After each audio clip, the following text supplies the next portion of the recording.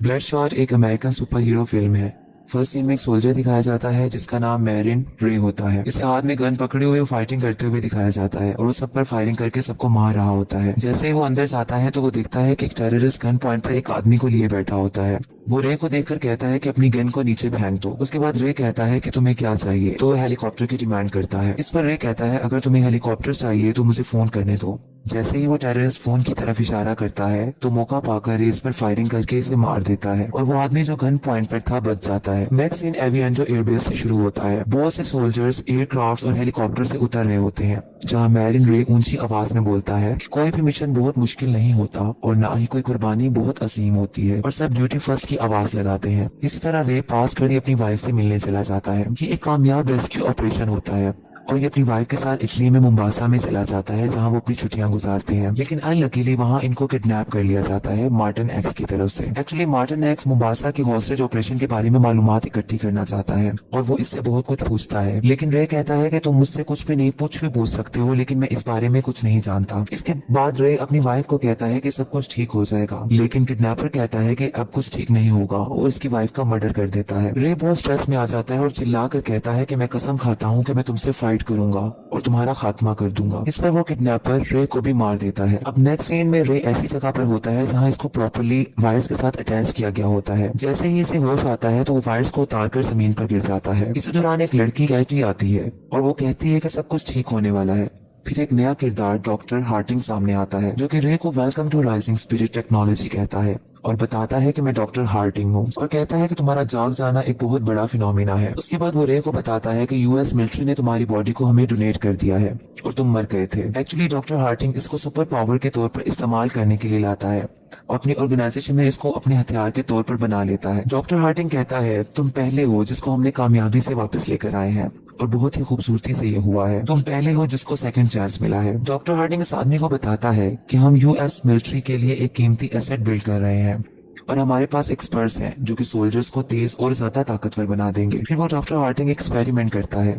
जैसे ही वो रे के हाथ पर जख्म लगाता है तो इसका जख्म बहुत जल्दी रिकवर हो जाता है। एक्चुअली ये बायोमैकेनिकल कंस्ट्रक्ट होता है जो कि बहुत तेजी से रिएक्ट कर किया जाता है। डॉक्टर हार्टिंग इसे बताता है कि ये टेक्नोलॉजी के जरिए बहुत से डैमेज टिश्यूज को फौरन ठीक कर लिया जाता है। इसके बाद कैटी कहती है कि तुम कौन हो ये तुम नहीं जान सकोगे क्योंकि तुम्हें क्लासिफाई कर लिया गया है। और डॉक्टर हार्टिंग कहता है वो तुम्हारा माजी था लेकिन ये तुम्हारा फ्यूचर है। फिर डॉक्टर हार्टिंग अपने बारे में बताता है कि मैं टेनिस प्लेयर था और चैंपियन था और 15 साल की उम्र में मुझे कैंसर हो गया था और मेरी बाजू को काट दिया गया। उसके बाद फिर वो अपनी बाजू रे को दिखाता है जो कि एक नई बाजू एक मैकेनिकल वे से लगा दी गई होती है और बहुत ताकतवर होती है। फिर इस तरह वो रे को ये भी बताता है कि अगर बहुत से सोल्जर्स अपनी बाजू खो देंगे तो हम उनके साथ एक नई बाजू लगा देंगे जो कि और ज्यादा ताकतवर होगी। इसके बाद वो अपने मुख्तलिफ पेशेंट से इसको मिलवाता है जिसमें जिमी भी होता है और बहुत सारे दूसरे भी पेशेंट्स होते हैं। इनमें से वो बताता है कि ये और ज्यादा ताकतवर हो गए हैं क्योंकि जिमी ने अपनी टांगे खो दी थी, उनको आर्टिफिशियल लेग्स लगा दी गई हैं। जबकि जो दूसरा इसका पार्टनर होता है वो अपनी आंखें खो देता है, जबकि वो कैमरास उसके ऊपर एडजस्ट कर दिए जाते हैं जिसकी वजह से इसका बिल्कुल जो एफिलेशन होती है डायरेक्टली ऑप्टिक नर्व से मिल जाती है और वो हर चीज को देख सकता है। नेक्स्ट सीन में जब रे सोकर उठता है तो इसमें एक्स्ट्रा एनर्जी आ जाती है। वो पिलर को पंच करके बहुत ज्यादा पंच करता है लेकिन इसके हाथ को कोई नुकसान नहीं पहुंचता, बल्कि पिलर टूट जाता है और वो हैवीएस्ट डंबल भी आसानी से उठा लेता है। फिर वो कैटी से मिलता है जो कि स्विमिंग कर रही होती है और कहता है कि ये नाइटमेयर है कि मेरे पास मेरी मेमोरीज नहीं है। फिर कैटी इसको ड्रिंक देती है। जैसे ही वो ड्रिंक पीता है तो इसके माइंड में फ्लैशबैक चलने लगता है और इसको इसकी वाइफ का मर्डर और इसकी वाइफ की सारी मेमोरीज आना शुरू हो जाती है। वो गुस्से से टेबल पर अपना हाथ मार देता है और फिर जल्दी से बाहर निकल जाता है अपना बैग लेकर। डॉक्टर हार्टिंग कैमरा के थ्रू सब कुछ देख रहा होता है और कहता है ये कहाँ जा रहा है। वो अपने असिस्टेंट को कहता है कि चैनल को जल्दी से ओपन कर दो। फिर वो रे से पूछता है कि तुम कहाँ जा रहे हो। रे कहता है तुम मुझसे किस तरह बात कर सकते हो। तो डॉक्टर हार्टिंग बताता है कि तुम्हारे अंदर बिलियन वायरलेस प्रोसेसेस चल रहे हैं और ये ब्रेन में तुम्हारी सारी वायर्स जुड़ी हुई हैं। तुम्हें अब वापस लौट कर आना है। हम सिर्फ वो लोग हैं जिन्हें तुम जानते हो। इस पर रे कहता है कि मेरी बीवी थी जिसका मर्डर हो गया था, मुझे इसका कंफर्म करना है। उसके बाद डॉक्टर हार्टिंग पूछता है कि किसने किया है मर्डर। इसके बाद वो बताता है मार्टिन एक्स का नाम लिया जाता है।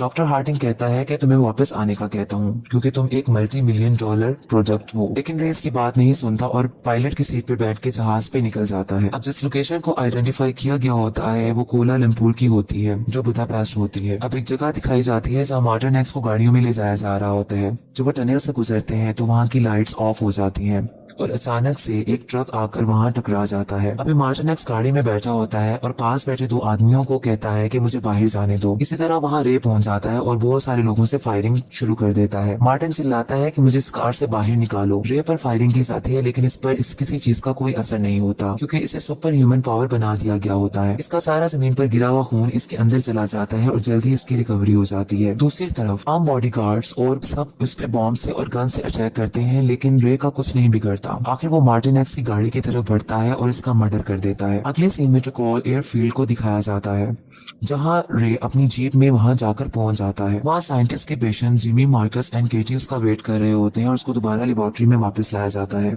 वो केटी को बताता है जिसने मेरी वाइफ का कत्ल किया था, मैंने इसे मार दिया है, मैंने अपना काम कर लिया है। और अब सब रे को लेकर ही प्रोग्रामिंग के लिए राइजिंग स्पिरिट में वापस ले आते हैं। लेबोरेटरी में रे के ऊपर फिर काम किया जाता है और इसकी मेमोरी को वाइप आउट भी किया जाता है। हकीकत में डॉक्टर हार्टिंग इसकी वाइफ की डेथ के मुतालिक फर्स्ट मेमोरीज को डाल रहा होता है जो कि बहुत ही गलत मेमोरीज होती हैं जो इसकी प्रोग्रामिंग का हिस्सा बना दी जाती है क्योंकि राइजिंग स्पिरिट में राइवल्स को खत्म करने के लिए रे की मौजूदा मेमोरीज को खत्म कर दिया जाता है और उसको दोबारा रिप्रोग्राम किया जाता है। अब डॉक्टर हार्टिंग कैटी से बात करता है और वो कहती है कि हम इसकी मेमोरी को वाइप आउट करने जा रहे हैं। डॉक्टर हार्टिंग कहता है कि जो हमने किया है वो एक मकसद के तहत था, जिससे पता चलता है कि हार्टिंग रे को अपनी मर्जी से इस्तेमाल कर रहा होता है एक वेपन की तरह। अब हार्टिंग का अगला टारगेट निक बैरिस होता है जिसको रे के जरिए मरवाना होता है। जबकि सीन में केटी कहती है कि रे एक सोल्जर है लेकिन हार्टिंग कहता है ये एक डेड सोल्जर है जो ये डिजर्व करता है। अब रे की वाइफ गिना का किलर उसके माइंड में उसका नाम निक बैरिस को सेट कर दिया जाता है और इसका नेक्स्ट टारगेट बैरिस होता है। अब दोबारा रे गाड़ी लेकर निकल जाता है और डॉक्टर हार्टिंग अपनी प्लानिंग के मुताबिक दोबारा अपने वर्ड्स को रिपीट करता है, जैसा कि तुम कहाँ जा रहे हो, हम ही लोग हैं जो तुम्हें जानते हैं।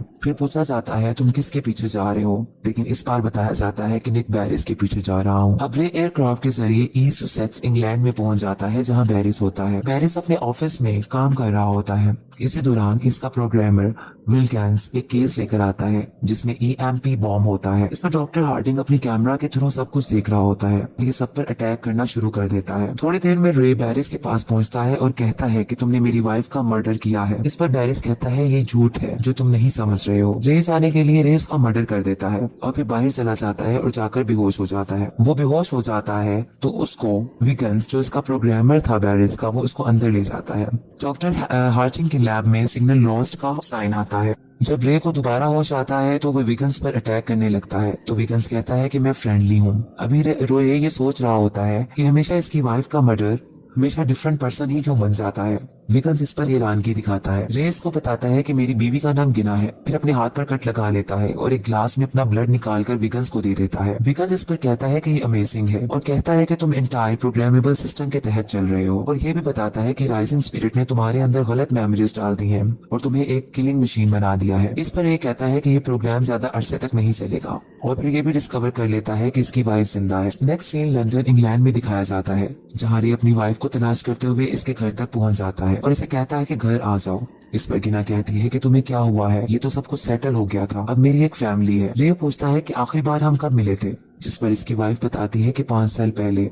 ये सुनकर रे बहुत हैरान हो जाता है। फिर रे वहाँ से चला जाता है और बहुत रोता है। वो गाड़ी में जा रहा होता है। जिमी और इसका साथी अपनी गाड़ी लेकर रे की गाड़ी को बहुत बुरे तरीके से हिट कर देते हैं और इस तरह इस पर फायरिंग भी स्टार्ट कर देते हैं। रे को जैसे ही बुलेट लगती है तो इसका वो जिस्म का हिस्सा ब्लू हो जाता है और वहाँ से रे एक चिप निकालता है और भाग जाता है। जिमी अपने साथी के साथ इसको ट्रैक करने की कोशिश करता है। जैसे ही वो बुलेट्स को हवा में फायर करता है तो वो कैमरास बन जाती हैं जिससे रे की लोकेशन का पता चल जाता है। रे पर फायरिंग की जाती है लेकिन रे एक पुलिस कार से गन्स को छीनकर फायरिंग स्टार्ट कर देता है। अब जिमी के साथ इसकी फाइट चल रही होती है और ये पब्लिक रोड पर गिर जाते हैं। इसी दौरान एक ट्रक आता है जो कि इन दोनों के ऊपर से गुजर जाता है जिसमें से रे को कुछ नहीं होता और इसकी रिकवरी हो जाती है, जबकि जिमी की टांगें अलग हो जाती हैं जो कि आर्टिफिशियल होती हैं। थोड़ी देर में जिमी इसकी बैक में एक डिवाइस को स्टैब कर देता है जिससे दोबारा वो रे बेहोश हो जाता है। अब कैटी रे के लिए थोड़ा फ्रेंडली बन जाती है, जबकि लैब में जब डॉक्टर हार्टिंग इसको कुछ कमांड्स देता है विगन्स के बारे में तो वो नहीं मानती। इस पर वो इसकी ब्रीथिंग सिस्टम को रोक देता है जिससे कैटी की तबीयत खराब हो जाती है और उसके बाद वो मान जाती है और विगन्स को ढूंढने निकल जाती है। नेक्स्ट सीन में कैटी सोहो लंदन में होती है